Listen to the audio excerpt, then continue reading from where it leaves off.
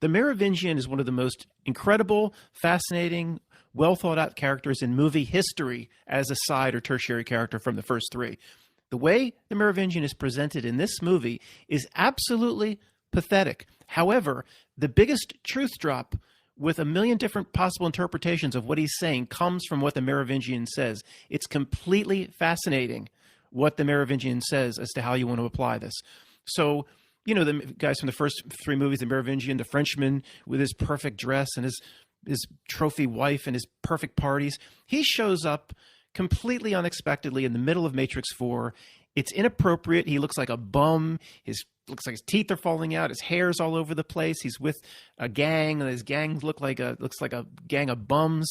And he starts. It's during a scene where Neo's fighting with Smith, who in Matrix 4 is also masquerading as his boss, the boss of the video game company. As these fights are taking place, and with Bugs and Neo, it's a big fight scene.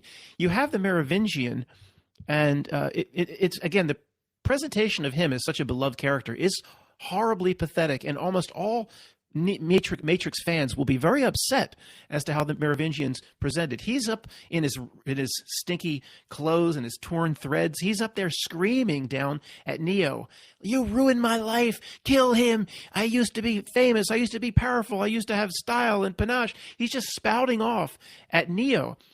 And it is incredibly pathetic to somebody watching the movie, except one sentence where this is the absolute, if I could only talk about one thing in terms of truth drops, truth in movies, conspiracy, the types of things we talk about, this is the one thing I would talk about. As he's screaming down at Neo, saying, "You did this and you did that." I just tried to copy and imitate the Merovingian. No way. I just deleted it. I'll just say what he says. He's screaming down, basically saying, "Before you came, Neo, films were better. Film was better. Books were better.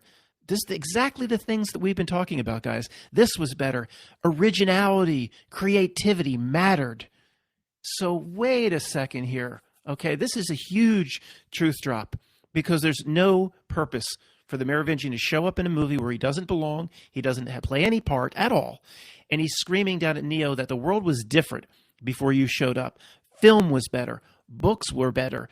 Originality mattered. I was this, I was that, I had style. He screams a bunch of other things. It's very hard to make out what he's saying. And in that sentence where he says films were better, books were better, he says something else that I can't quite understand. But this is exactly what we've been talking about, guys. And I don't think it's any coincidence it showed up here in The Matrix.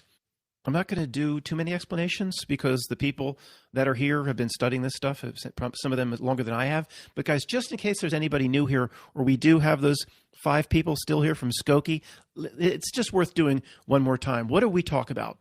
We talk about the world that once was. Many of us talk about a different reality. Many of us allude to the big day in 2001, 7/11/2001, A Space Odyssey, as a day that potentially shifted reality to something different. But there was a world where movies and Hollywood and producers could put out a Raiders of the Lost Ark, could put out a Gone with the Wind, a Star Wars 1977, incredible movies where something changed, where it seems like the reality that exists today, those that say inside, or those that live inside the reality that call themselves the creators, the artists, they can't do it. They can't do it in music. They can't do it in film. They can't do it in poetry. They can't do it in any form of art, modern art, whatever hangs on a wall, atrocious. And we always go back and forth and say, you know, what's the reason for this? Why can't there be another Raiders of the Lost Ark or Wizard of Oz, or just movies that are just incredible works of art? Nothing has happened for 20 years, basically since 2001, A 7/11 Space Odyssey.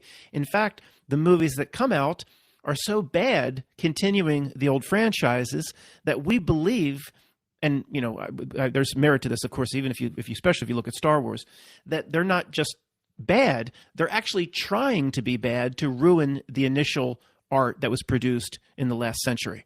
Yeah, 5 people from Skokie. The last 3 Star Wars were meant to be bad on purpose in order to ruin the original.